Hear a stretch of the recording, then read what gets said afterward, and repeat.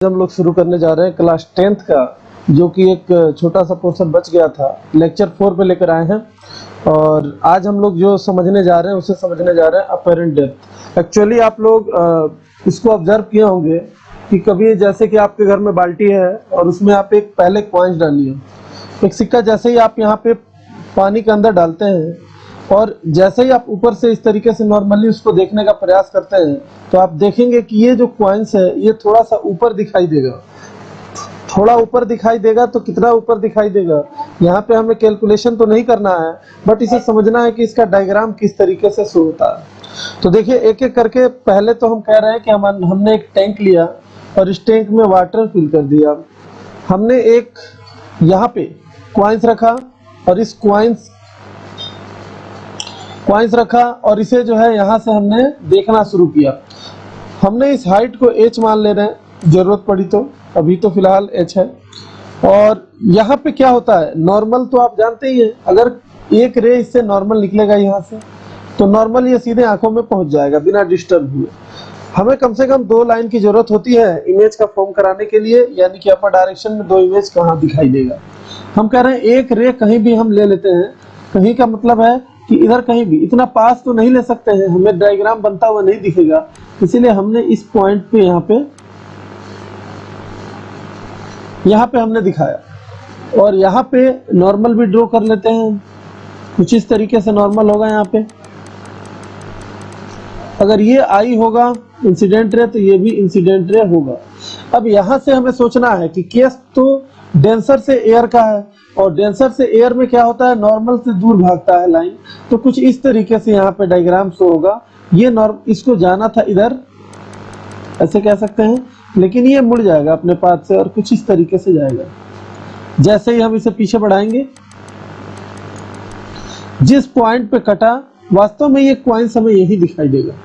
यहाँ दिखाई देने का मीनिंग यही है कि यहाँ पे आपको दिखाई दिया है, ये कॉइन्स इतना ऊपर आपको दिखाई देगा, तो इसी को बोला जाता है अपरेंट डेप्थ। वास्तव में ये जो डेप्थ है जितना, और इसको बोलते हैं नॉर्मल शिफ्टिंग, जितना ये शिफ्ट हुआ है वास्तव में इसको बोलते हैं एक्चुअल डेप्थ, डी एक्चुअल,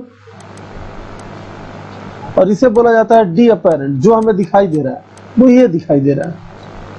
तो आप समझ गए होंगे डी एक्चुअल और डी अपरेंट का यहाँ पे मीनिंग क्या है। कुछ भी यहाँ लिखा नहीं जाएगा, क्या लिखने से कोई बेनिफिट नहीं है, बस इस बात को यही समझिए कि अगर ये आर होता तो ये भी आपका डायग्राम में आर होता, आई और आर। रिफ्रैक्टिव इंडेक्स का डेफिनेशन हम लिख देते हैं बस यहाँ पे। रिफ्रैक्टिव इंडेक्स को हम म्यू से रिप्रेजेंट करते हैं और हम बताते हैं real depth divided by apparent depth.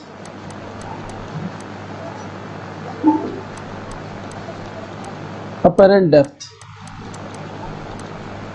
इस तरीके से आप ये समझ सकते हैं। इसमें ज्यादा आपको बेसिक नहीं समझना है, अगले क्लासों में हमें पढ़ना है 11th में भी और 12th में भी। तो फिलहाल यहाँ इस पॉइंट पे यही तक। अब हम जो टॉपिक शुरू करने जा रहे हैं, वास्तव में रिफ्रैक्शन हम जिस चीज के लिए पढ़ रहे हैं वो है लेंस। और लेंस को हम लोग शुरू करते हैं, पहले तो लेंस को समझेंगे, वास्तव में लेंस बनता कैसे है, आता कैसे है, किस तरीके से लेंस को हम लोग जानेंगे।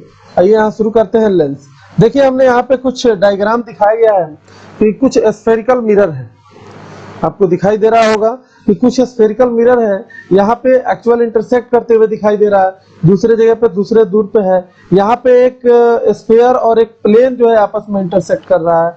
तो इस तरीके से यहाँ पे लेंस को हम बनते हुए देखेंगे और इसका नाम भी समझेंगे कि इसका नाम क्या होता है। साथ में फोकस को भी हमें समझना है, ऑप्टिकल सेंटर को भी समझना है। तो आइए एक एक करके देखते हैं। यहाँ सबसे पहले हम कह रहे हैं कि इस पोजीशन में सबसे पहले यहाँ पे अगर हम बात करें, इस पोर्शन को मिटा दें। पोर्शन को मिटाने का मीनिंग है कि ये जो पोर्शन है इधर का, यहाँ से ऐसे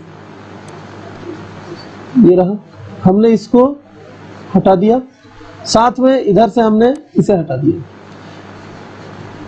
इन दोनों का रेडियस सेम भी हो सकता है और अलग अलग भी हो सकता है, ठीक है, हमने इतना हटा दिया। यहाँ आप देख सकते हैं कि यहाँ पर हमें एक लेंस मिल गया जिनको बोलते हैं हम लोग कॉन्वेक्स लेंस। क्या बोलते हैं? Convex lens.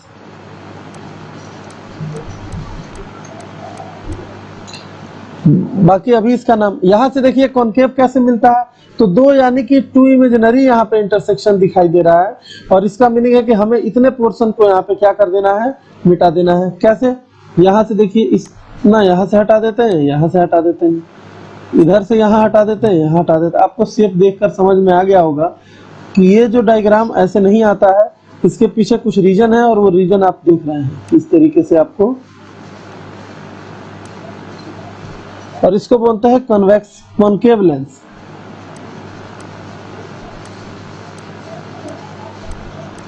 अभी बाई में भी इसका यूज होता है, अभी इसका नाम बताते हैं। यहाँ देखिए हमने एक स्फीयर को एक प्लेन से काटा है, तो प्लेन से काटा है, यहाँ पर भी हम सरफेस को मिटाना चाहेंगे कि कुछ इस तरीके से हम यहाँ से इसको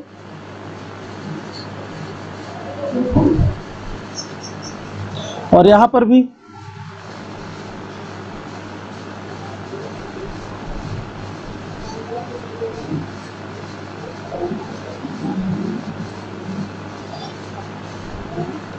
इस तरीके से। अब इनका नाम एक एक करके लिख लेते हैं। सबसे पहले तो इसको बोला जाता है कन्वेक्स लेंस, और इसको कन्वर्जिंग भी नाम दिया जाता है। क्या नाम दिया जाता है? Converging lens. तो हम यहाँ पे नाम पहले शो कर देते हैं, उसके बाद कोई काम करेंगे। कन्वर्जिंग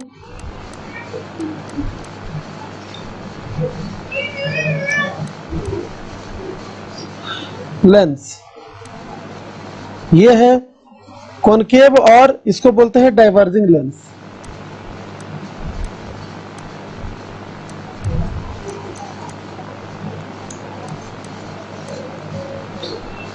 यहाँ पे आ जाइए, इस डायग्राम में आपको दिखाई दे रहा है कि इसमें जो एक पोर्शन है कॉन्वेक्स का है और दूसरा प्लेन का है। तो हम इसका नाम देते समय पहले प्लेन का नाम लेंगे, plane, plano convex lens.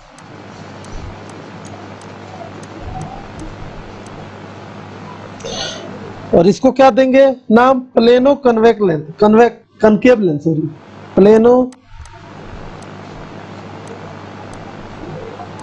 Concave lens. हम उम्मीद करते हैं आपको ये टोटल पॉइंट समझ में आ गया। अब हम इसको यहाँ पर भी principal axis, centre of curvature को डिफाइन करेंगे। यहाँ देखिए हमने एक डायग्राम बनाया, यहाँ पे जो वहां पे पोल होता था, यहाँ पे ये जो पॉइंट होता है इसको बोलते हैं ऑप्टिकल सेंटर। ऑप्टिकल सेंटर, ठीक है, ये हो गया ऑप्टिकल सेंटर। इसको बोलते हैं प्रिंसिपल एक्सिस।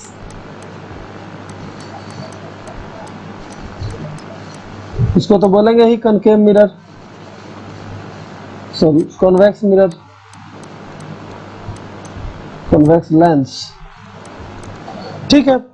ये ऑप्टिकल सेंटर हो गया, ये प्रिंसिपल एक्सिस हो गया।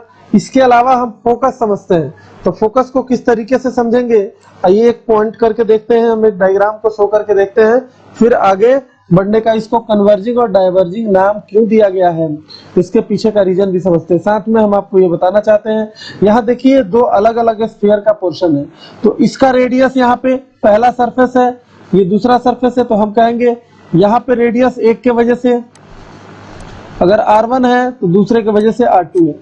अगर इक्वल नहीं हुआ तो इस तरीके से सेंटर भी दोनों का अलग अलग होगा। अगर C1 है तो इधर C2 है। आप समझ सकते हैं, दो अलग अलग सेंटर, दो अलग अलग रेडियस यहाँ पे शो होगा। लेकिन अगर इक्वल हो जाए, हमें जो पढ़ना है ज्यादातर इक्वल के लिए पढ़ना है, तो इक्वल हो जाए तो इस केस में R1 और C1 का डिस्टेंस सेम हो जाएगा यहाँ पे, तो इसको बोला जाता है सेंटर। इस वाले सरफेस का है तो इस वाले सरफेस का सेंटर इधर है। आइए आगे बढ़ते हैं, थोड़ा सा हम यहाँ पे देखेंगे कन्वर्जिंग और डाइवर्जिंग का डेफिनेशन क्या होता है। जैसे कि मान लीजिए हमने एक लेंस बनाया कुछ इस तरीके से, ठीक है, और लेंस ये रहा हमारा प्रिंसिपल एक्सिस। ऑप्टिकल सेंटर जो है सो है, यहाँ पे कोई ऑब्जेक्ट है,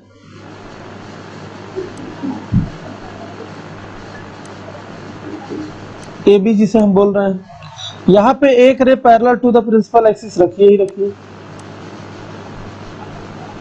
ये रहा। अगर यहाँ पर है, यहाँ पर जाने के बाद अब सबसे पहले हमें सोचना है, यहाँ पे नॉर्मली अगर ये आता नॉर्मली आता तो हम कहते हैं ये सीधे न जाकर मुड़ता नॉर्मल की तरफ, इसीलिए मीडियम है। और यहाँ पे अगर नॉर्मल देखें तो यहाँ निकलते समय अगर ये सीधा जाना चाहता, लेकिन ऐसा नहीं होता, ये नॉर्मल से भागता, तो इस तरीके से हम कहते हैं मुड़ते यहाँ पे कटना ही था इसे, जो कि जिसको बोलते हैं सी सेंटर। ऐसा कहा जाता है कि कन्वेक्स मिरर में जो रे है अपने बेस की तरफ मुड़ जाता है। कोई कहेगा यहाँ बेस कैसे पहचाने, तो हम कह रहे हैं यहाँ पे सबसे ज्यादा इसका विड्थ है, तो जिधर विड्थ ज्यादा होता है उसी को उसका बेस मान लेते हैं। क्लियर है ये बात? तो ये देखिए यहाँ पर फाइनली ये आकर इस सरफेस पे कटा, तो जहां पे कटता है हम उसी को क्या बोलते हैं, फोकस बोलते हैं। अगर इधर से भी रे लेते तो रे वास्तव में ये फोकस तो एक ही होता है, कांस्टेंट होता है। तो इस तरीके से ये क्या कर रहा है लेंस, ये अपने रे को कन्वर्ज कर रहा है, तो इसीलिए इसका नाम दिया गया कन्वर्जिंग लेंस। और ये हो गया फोकस। और ये कौन सा सेंटर है, ऑप्टिकल सेंटर। और ऑप्टिकल सेंटर से जो डिस्टेंस होता है फोकस का, उसी को फोकल लेंथ बोलते हैं। यहाँ पे हर चीज लिखने की जरूरत नहीं है, आप लिख सकते हैं पिछले डेफिनेशन को देखते हुए। तो ये कंप्लीट हुआ, फोकल लेंथ क्लियर हुआ, फोकस क्लियर हुआ, और कन्वर्जिंग लेंस का नाम क्यों दिया गया है ये भी बात समझ में आ गई। अगर हम दूसरी बात करें कॉन्वेक्स लेंस के लिए, कॉनकेव लेंस के लिए, तो आइए देखते हैं उसको भी। कॉनकेव लेंस को पहले तो हम बनाएंगे, कुछ इस तरीके से शेप था, और एक कुछ इस तरीके से ऐसी, यहां पे ये रहा। प्रिंसिपल एक्सिस हम ड्रॉ करते हैं, ये रहा। अब यहां पे देखना है कि अगर रे इधर आता है पैरेलल, तो प्रिंसिपल एक्सिस ये रहा। यहां पे नॉर्मल किधर होगा, तो ऐसे होगा।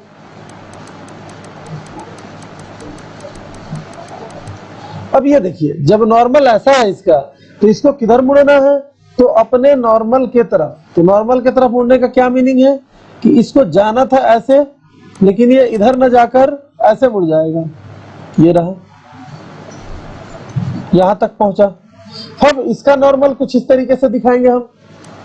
थोड़ा सा डायग्राम हमने ऊपर ले लिया, लेकिन आप समझने का प्रयास कीजिएगा, जरूर समझ में आ जाएगा। ये रहा नॉर्मल। अब देखिए नॉर्मल है और रे को तो उधर जाना है, लेकिन नॉर्मल से दूर इसे जाना है। ये तो सीधा जा रहा है, वो हो गया।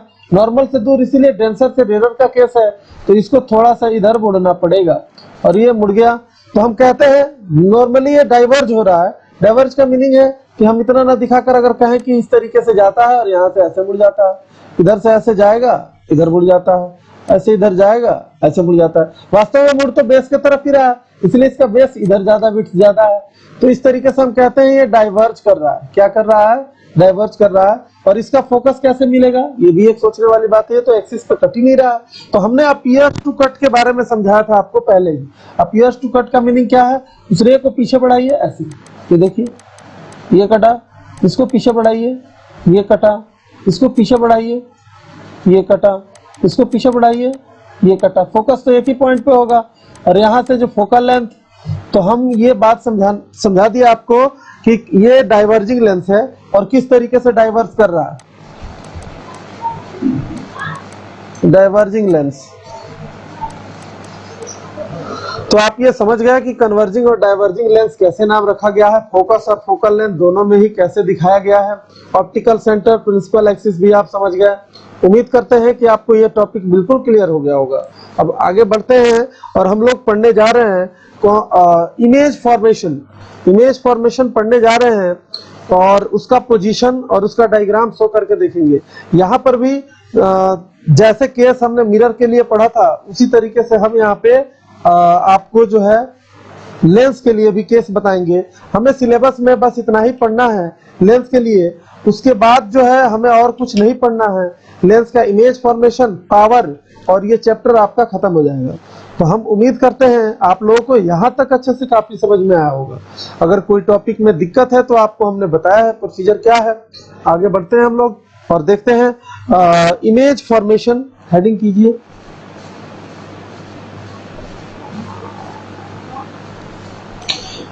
Image formation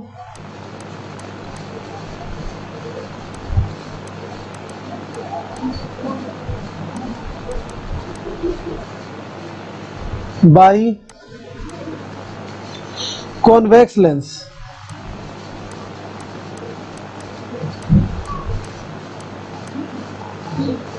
image formation by convex lens. और किस पोजीशन पे, जैसे वहां पर हमने इंफिनिटी से शुरू किया था, यहां पर भी हम केस इंफिनिटी से ही शुरू करेंगे। अगर कहें कि इफ ऑब्जेक्ट, केस 1 में if object at infinity,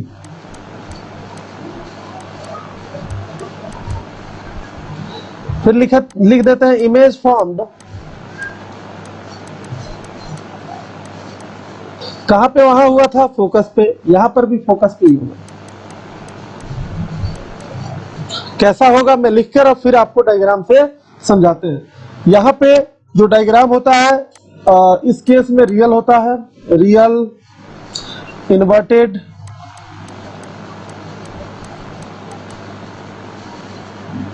and highly diminished.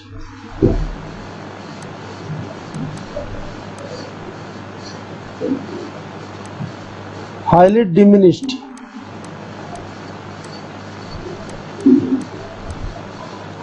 Highly diminished. अब देखिए आप इसको दिखाइएगा कैसे, तो हम समझाते हैं आपको।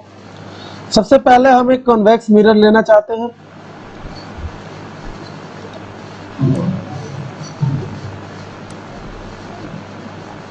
बाकी सब कुछ डायग्राम को प्रिंसिपल एक्सिस हो गया।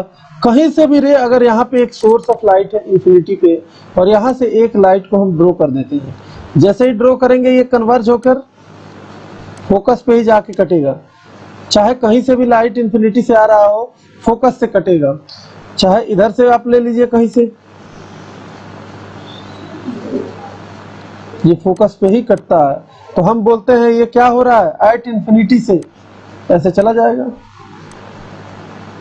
तो देखिए यहाँ पे जो इमेज बनता है वो रियल बनता है, इन्वर्टेड बनता है और हाईली डिमिनिश्ड बनता है। अभी तो यहाँ साइज का पता नहीं चलेगा, लेकिन जैसे ही हम दूसरे केस में आएंगे तो यहाँ पे आपको पता चलने लगेगा।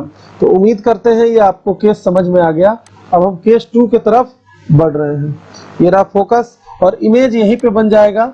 और ये कैसा बनेगा, तो ऊपर हमने इंफॉर्मेशन लिख दिया है, आप इसे ध्यान रखिए। अभी सिलेबस में ज्यादा हम प्रोसीजर से नहीं इसको क्लियर कर सकते, ये अगले क्लास के लिए है। लेकिन चलिए तब भी हम आगे बढ़ते हैं यहाँ पे और देखते हैं case 2। If object lie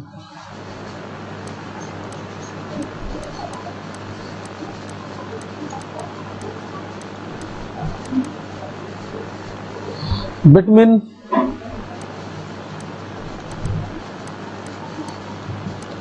infinity and 2f। अब देखिए 2f क्या है, तो सेंटर फोकस का डबल, फोकस को अगर डबल कर दिया जाए तो रेडियस के इक्वल होता है। तो जहां पे सेंटर लिखा जाता है वहां 2f हम लिख सकते हैं। देखिए कुछ इस तरीके से डायग्राम पहले बनाते हैं। यहाँ पे हम जो लेंस ले रहे हैं दोनों तरफ का इनका रेडियस सेम है, ठीक है। और ये रहा प्रिंसिपल एक्सिस। अगर हम बात करें इसका f तो यहाँ होगा, इसका f, इनका 2f यहाँ है, जस्ट लेट कर रहे हैं हम, 2f यहाँ है।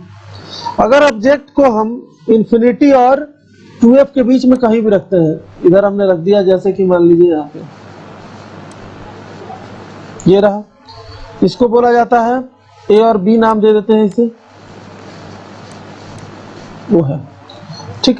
एक यहाँ पर भी जो रूल था आपको याद होगा कि हमने कहा था कि यहाँ वहां पे क्या बताया था कि एक सेंटर से पास होना जरूरी है और दूसरा parallel to principal axis. Same to same आपको यहाँ पर भी ऐसा ही करना है, ठीक है। तो देखिए कैसे होगा। अगर यहाँ पे पैरेलल टू प्रिंसिपल एक्सिस एक रे को ड्रॉ कीजिए पहले, यहाँ तक ये कटेगा और फोकस से पास करेगा, ये रहा।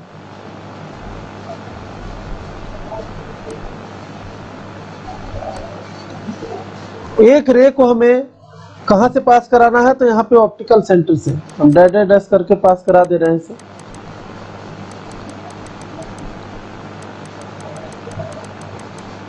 आप समझ गए होंगे ये कहाँ कटा और कैसा इमेज बना। समझ में आ गया। तो यहाँ पे हम बोलेंगे कि if object lie between infinity and 2f, तो इसका इमेज कहाँ पे बन रहा है, तो हम कहेंगे image form between, image formed between f and 2f। कैसा होगा, रियल तो होना ही है, यहीं से लिख लेंगे जो ऊपर का केस है, रियल इन्वर्टेड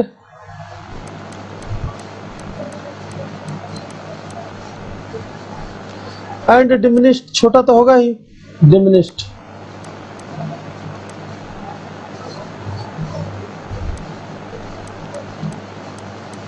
डिमिनिश्ड। उम्मीद करते हैं ये केस आपको समझ में आ गया। अब हम बढ़ रहे हैं केस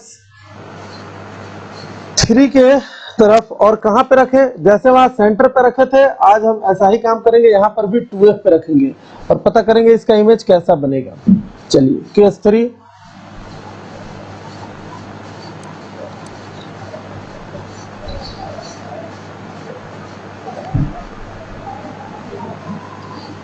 if object lie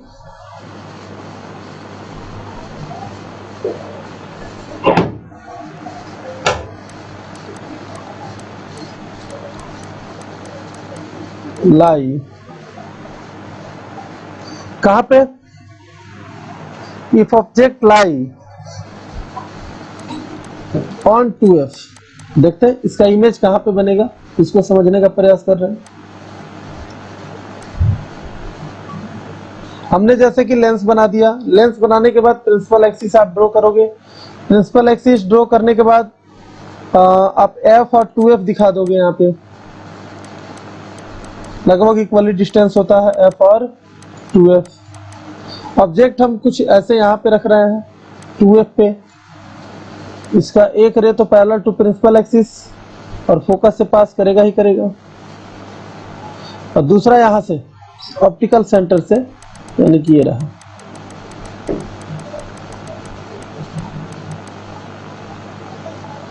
ये देखिए यहाँ पे कटते हुए दिखा दिया हमने, यानी कि जो इमेज बना, यहाँ पे कहें कि अगर a और b है तो यहाँ हो जाएगा a dash b dash.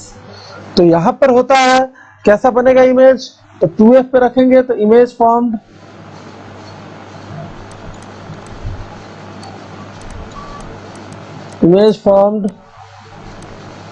Eight 2f, और कैसा होगा, real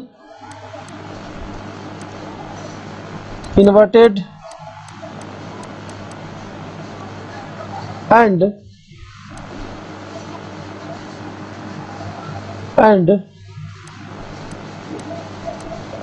same size of object. जितना ऑब्जेक्ट का साइज है उसी के साइज का यहाँ पे आपको इमेज भी मिल जाएगा। आइए बढ़ते हैं डायग्राम 4 के तरफ। उम्मीद करते हैं आप ये समझ गए होंगे, इसको नोट करते जाइएगा। 4 की तरफ बढ़ रहे हैं। अगर कहें ऑब्जेक्ट लाई बिटवीन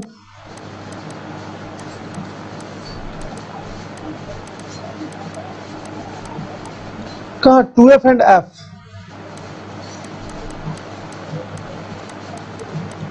इनके बीच में लाई करेगा, तो इमेज कहाँ होगा, तो चलिए देखते हैं। पहले ये रहा हमारा लेंस, ये हमने लेंस बना दिया, और प्रिंसिपल एक्सिस ये रहा ऑप्टिकल सेंटर, और हम f यहाँ दिखा रहे हैं तो 2f यहाँ होगा। सेम एज अगर f हम यहाँ दिखा रहे हैं तो 2f हमारा यहाँ होगा। अगर 2f और f के बीच में ऑब्जेक्ट है तो इसको आप क्या कीजिएगा, बनाते हैं f और 2f के बीच में इसे रख लिया हमने। इस बार क्या होगा, एक पैरेलल टू प्रिंसिपल एक्सिस हमने रे को ड्रॉ कर दिया, ये जो है फोकस से पास करेगा ही करेगा, ये रहा, और आगे बढ़ गया। दूसरे रे को ऑप्टिकल सेंटर से पास कराएंगे,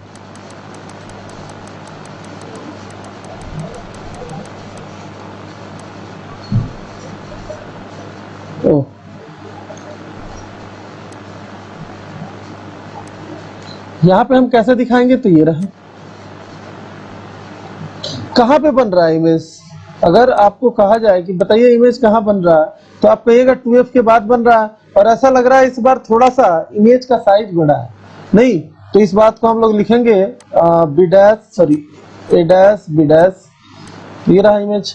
दो काम तो आपको करना ही है, एक पैरेलल टू प्रिंसिपल एक्सिस और एक ऑप्टिकल सेंटर से पास कराना है, लेकिन कुछ साइज वगैरह का ध्यान आपको रखना पड़ेगा, इतना मुश्किल नहीं है। तो कहेंगे इमेज फॉर्म्ड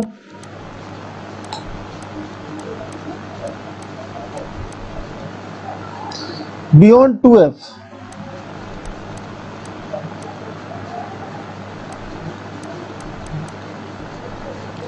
कैसा बनेगा, रियल इन्वर्टेड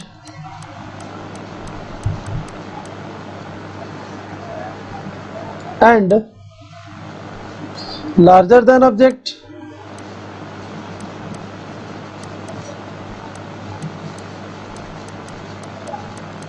ऑब्जेक्ट से बड़ा बनेगा। और क्या, अगला केस है, आगे बढ़ते हैं। अगर उम्मीद करते हैं आपको ये समझ में आ गया होगा क्लियर कि ऑब्जेक्ट अगर 2f और f के बीच में है तो आपको इमेज कहाँ पे फॉर्म कराने हैं, आप उम्मीद करते हैं, इसे ध्यान भी रखिएगा। आगे बढ़ते हैं और कुछ केस 5 की तरफ बढ़ते हैं।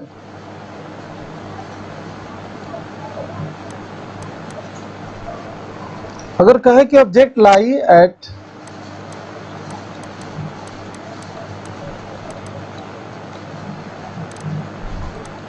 f, फोकस पे ही रख दिया जाए तो क्या होगा, ऐसा लग रहा है कि हम केसों को रिपीट कर रहे हैं, जैसे कि मिरर था उस तरीके से ही हम काम कर रहे हैं। थोड़ा सा डिफरेंस आपको दिखाई दे रहा होगा, लेकिन थोड़ा सा आप दिमाग लगाइएगा, बड़ी इजीली याद हो जाता है, इतना मुश्किल नहीं है, लेकिन याद तो करना पड़ेगा, थोड़ा सा मेहनत तो करना पड़ेगा आपको। यहाँ देखिए हमने ऑप्टिकल सेंटर O बना लिया, और इस बार फोकस ये रहा। 2f को हम यहाँ दिखाते हैं इक्वली डिस्टेंस पे, फिर f ये रहा और 2f दिखाते हैं यहाँ पे।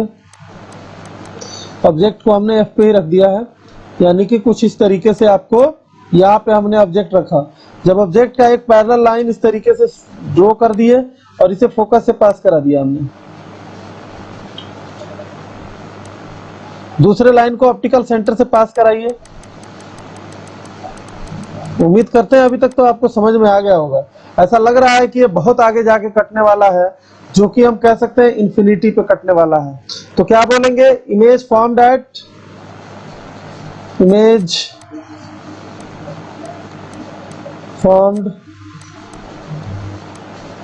इन्फिनिटी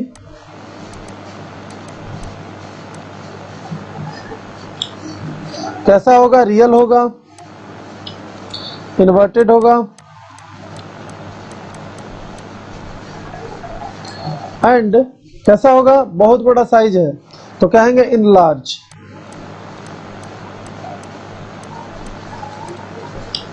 ठीक है, inverted and in large, infinity बनेगा, बहुत ही बड़ा बनेगा।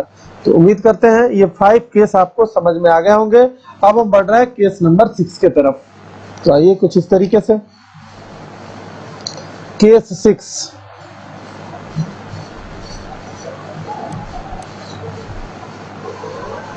अगर कहें ऑब्जेक्ट लाई बिटवीन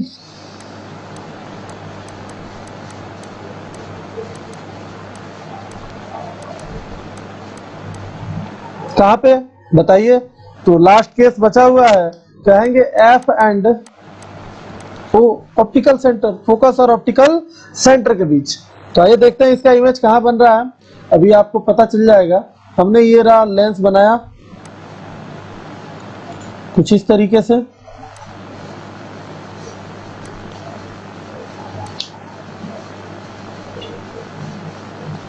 ये रहा, साथ में हमने प्रिंसिपल एक्सिस कुछ इस तरीके से ड्रॉ किया। फोकस और चीजों पॉइंट दिखाते हैं हम, यहाँ इसका फोकस है, साथ में इसका 2f भी यहाँ पे है, इसका भी फोकस यहाँ है और साथ में 2f है यहाँ पे। इसके बीच में हमें रखना है ऑब्जेक्ट को, यानी कि कुछ यहाँ पे। ये रहा ऑप्टिकल सेंटर। तो एक ray parallel to principal axis तो जाएगा ही जाएगा, यहाँ जाने के बाद ये फोकस से कटेगा।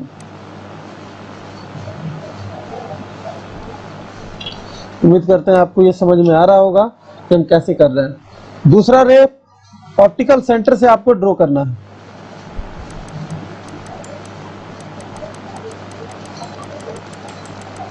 ऐसा लग रहा है इनका विड्थ जो है बढ़ते जा रहा है, ऐसा नहीं लग रहा है? ये वाला डिस्टेंस यहाँ के कंपेयर में बढ़ते जा रहा है। अगर इक्वल होता तो पैरेलल होता तो बोल देते इन्फिनिटी पे कट जाता है, लेकिन जैसे जैसे ये दूर जा रहा है हम कैसे कह देंगे कि ये इन्फिनिटी पे कटेगा? तो नहीं कटेगा, यानी कि इसको पीछे बढ़ाना पड़ेगा। और पीछे कैसे बढ़ाएंगे? तो आइए डैश डैश से, इसको हमने बताया था। अपेरेंट कट भी एक होता है जिसको हम कुछ इस तरीके से बढ़ाते हैं, ये रहा, और इसको भी पीछे बढ़ाएंगे और इस तरीके से ये इमेज यहाँ पे बनते हुए आपको दिखाई दे रहा है। और ये कैसा, अगर ए बी है तो ये हो जाएगा ए डैश बी डैश। और कैसा बना? तो ऑन द कहेंगे जिधर ऑब्जेक्ट था उधर ही इमेज बना, लेकिन इस बार वर्चुअल बनेगा, रियल नहीं होगा, इसीलिए पीछे बढ़ाने पे ये कट रहा है। तो लिखेंगे कि कहाँ बनेगा? इमेज फॉर्म्ड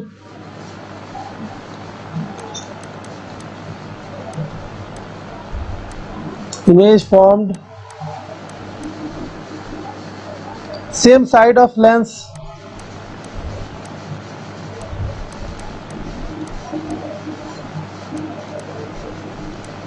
ऑब्जेक्ट लिख देते हैं। कैसा बनेगा? वर्चुअल इरेक्ट यानी कि सीधा, एंड बड़ा बनेगा इनलार्ज।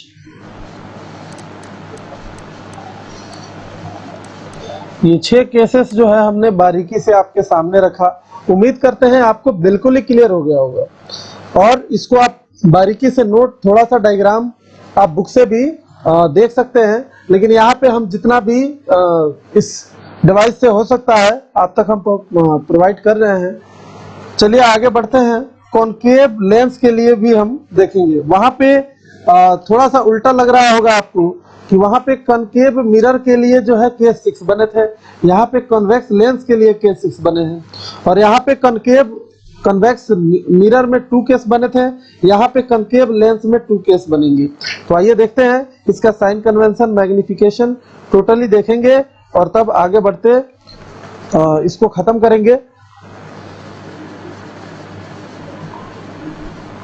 यहाँ देखिए, अब इमेज फॉर्मेशन या इमेज फॉर्मेशन बाय किसके द्वारा? Concave mirror. इमेज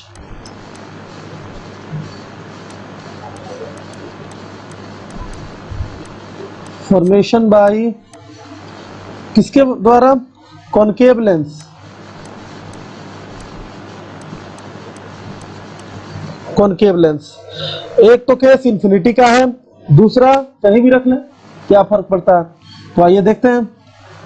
ये रहा सबसे पहले हमारा लेंस।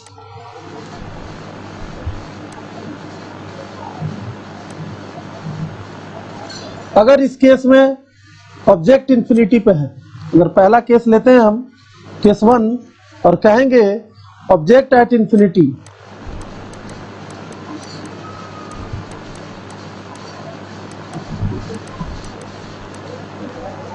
अगर इंफिनिटी से आते हुए लाइट का हमें डायग्राम दिखाना हो तो हम कहेंगे कि ऐसे आएगा। आने के बाद इसको वास्तव में डाइवर्स तो कर ही जाना है, चाहे कहीं से भी आए रे, इसको जो है डाइवर्स कर ही जाना है। डाइवर्जन जब होगा इसको पीछे बढ़ाएंगे और जिस पॉइंट पे ये कट जाएगा उसी पे इमेज बन जाएगा, यानी फोकस पे कटते हुए दिख रहा है हमें। तो इमेज फॉर्म्ड एट फोकस क्या होगा? Image formed at focus. तो लिखेंगे image formed at focus.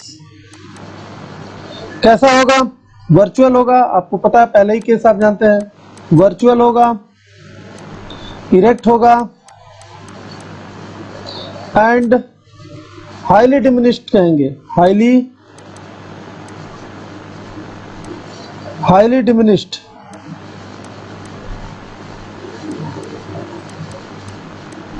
Highly diminished. उम्मीद करते हैं ये आपको केस बिल्कुल समझ में आ गया होगा। आगे बढ़ते हैं। और आगे बढ़ते हैं यहाँ पे और बढ़ते हैं हम केस इसके 2 और केस लास्ट की तरफ इसके। कहेंगे कि इफ ऑब्जेक्ट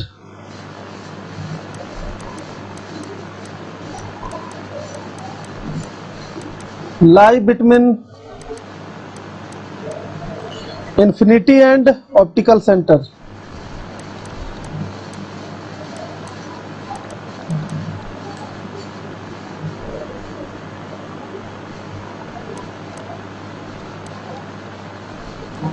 ऑप्टिकल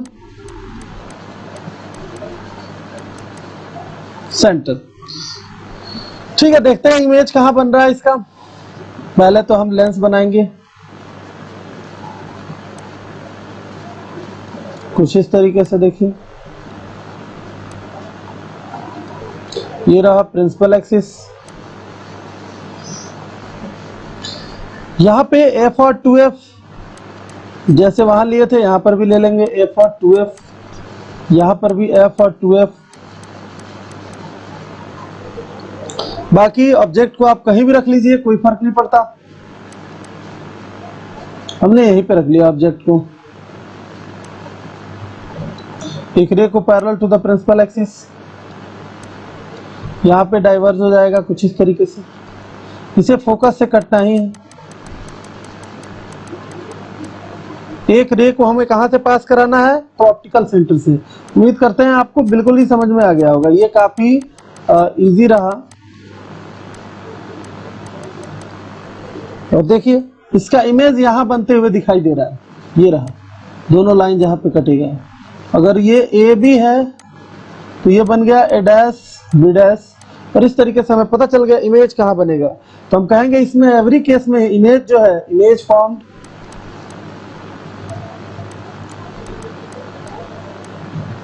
कहाँ, बिटवीन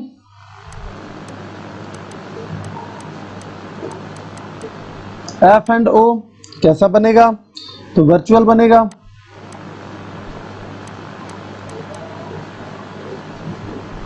इरेक्ट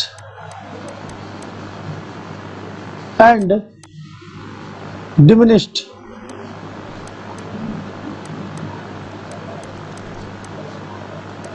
ये 6 के 6 केस हमने जो है आपको बिल्कुल क्लियर करा दिया।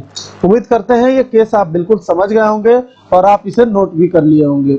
आगे बढ़ते हैं और हम इसमें चाहते हैं कि आपको साइन कन्वेंशन एक बार फिर से आपको समझा दिया जाए, उसके बाद ही हम कुछ कर पाएंगे इसमें। तो आइए देखते हैं sign convention. Sign convention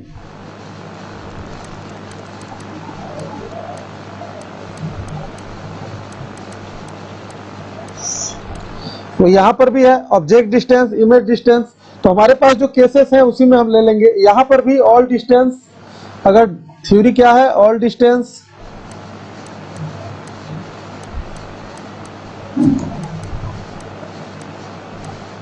measured from का optical centre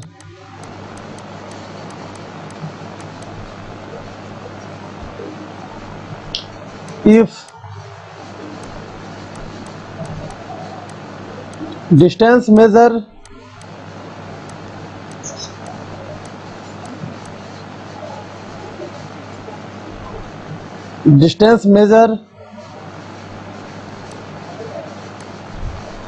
along the incident ray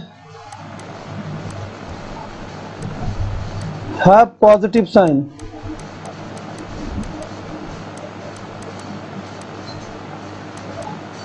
and opposite to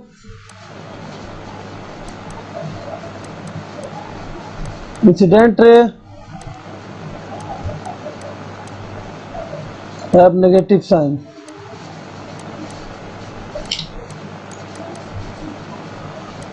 उम्मीद करते हैं बहुत मुश्किल नहीं है। आइए अब सभी डायग्रामों में हम शो करके दिखाते हैं।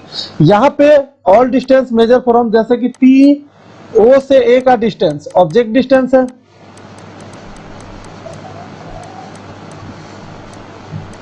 तो यहाँ पे माइनस का यू होगा।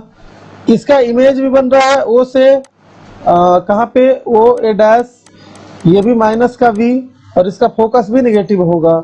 ये क्लियर है कि इसका फोकस भी साइड है। लेकिन आप आइए किसी एक कन्वेक्स केस में हम देख लेते हैं, किसी भी एक केस में हम देख लेंगे।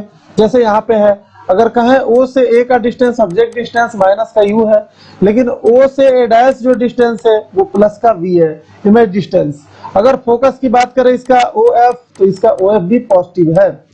रेडियस भी अगर कहें इसका, तो वो भी पॉजिटिव, यहाँ पे रेडियस की जरूरत नहीं है। लेकिन ये तीनों टर्म निगेटिव पॉजिटिव पॉजिटिव आपको समझ में आ गया कि किस तरीके से सेंस में सेम एज ए मिरर का जो केस था वैसे ही है, कुछ अलग नहीं है। तो हम इस पे ज्यादा जोर देते हुए नहीं, आपको समझ में आ गया होगा। और हम आगे बढ़ रहे हैं। इसके मेनली है कि formula, lens formula and magnification देख लेते हैं। यहाँ पे सबसे पहले लेंस फॉर्मूला क्या होता है आप समझिए, रिलेशन क्या होता है यू वी एंड एफ में। लेंस फॉर्मूला और हम कहेंगे रिलेशन बिटवीन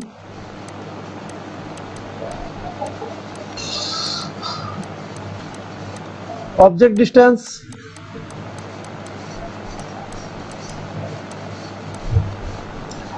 इमेज डिस्टेंस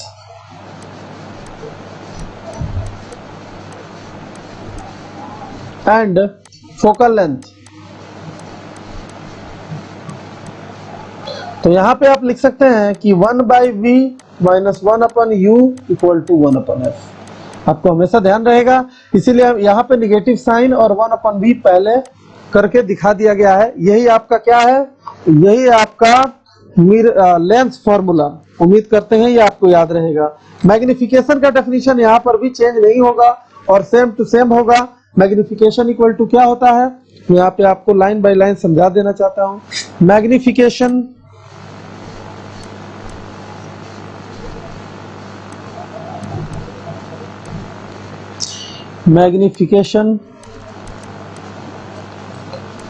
यहां पर क्या होगा मैग्निफिकेशन, तो m equal to height of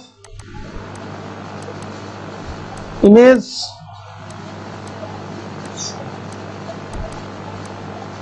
height of object. और रिलेशन अगर u और v में देखा जाए तो height of image height of object क्या होगा, माइनस, यहां देखिए किसी भी एक केस में देख लेंगे height of object height of image आपको समझ में आ जाएगा। अब देखिए इसी केस में HO HI, यहाँ पे दोनों ही डिफरेंट डायरेक्शन में है, इसीलिए यहाँ पे क्या होगा, इनका साइन नेगेटिव होगा, पॉजिटिव और नेगेटिव होगा। तो हम रख रहे हैं, और एक तो अपवर्ड डायरेक्शन में पॉजिटिव लेते हैं, डाउनवर्ड डायरेक्शन में नेगेटिव लेते हैं। तो हाइट ऑफ इमेज नेगेटिव होता है HI और height of object positive, m निकल गया। बट इनका रिलेशन v और u से, तो इमेज डिस्टेंस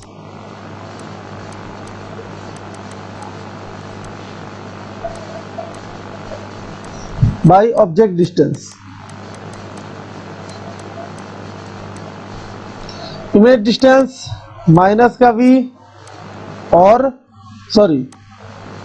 प्लस का v और माइनस का u, यानी देखिए दोनों तरफ निगेटिव निगेटिव दिख रहा है, ये आपस में कट जाएगा और यहाँ पे जो मैग्निफिकेशन आया वो हमारा पॉजिटिव आ जाता है, HI/HO इक्वल टू v/u। उम्मीद करते हैं मैग्निफिकेशन भी आप समझ गए होंगे। और अब हम समझने जा रहे हैं पावर ऑफ लेंस और उसका डेफिनेशन। पावर ऑफ लेंस और उसका डेफिनेशन आप इसे नोट कर लीजिए मैग्निफिकेशन को। Power of lens, power of lens, पहला डेफिनेशन इसका इजी डेफिनेशन है, power of lens the ability of the lens, the ability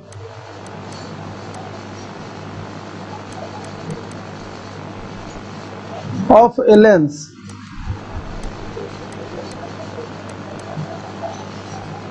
to converge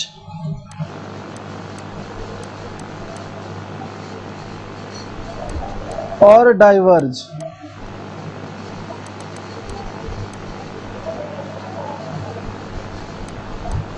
by the ray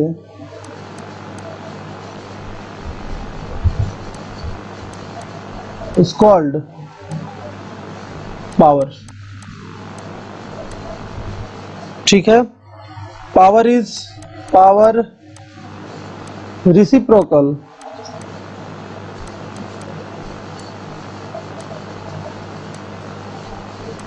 of focus, यानी P इक्वल टू 1/f हम लिख सकते हैं। उम्मीद करते हैं आपको समझ में आ गया होगा। SI यूनिट क्या होगा इसका? तो द SI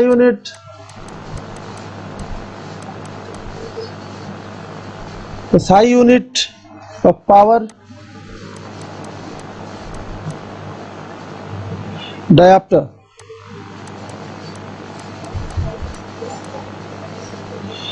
और 1 डायप्टर कितना होता है?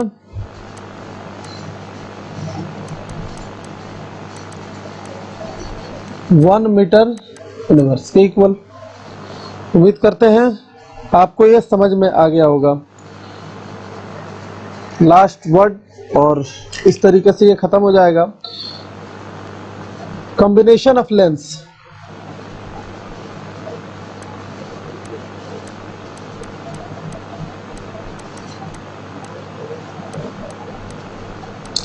आपको इसमें ज्यादा नहीं जानना है। एक लेंस ये रहा और दूसरा ये रहा, अगर कंबाइन कर दिया जाए, एक साथ जोड़ दिया जाए, अगर इसका फोकस f1 है, इसका f2, तो मैं बता दूं इनका कंबाइंड फोकस जो होगा 1/f1 प्लस 1/f2 के इक्वल हो जाएगा। अगर 2-3 होता तो ऐसे ही आप लिखते चले जाते। ये 1/f जो होता है पावर होता है, और power 1 plus power 2 plus dash अगर आपको एक से ज्यादा लेंस रखना है तो।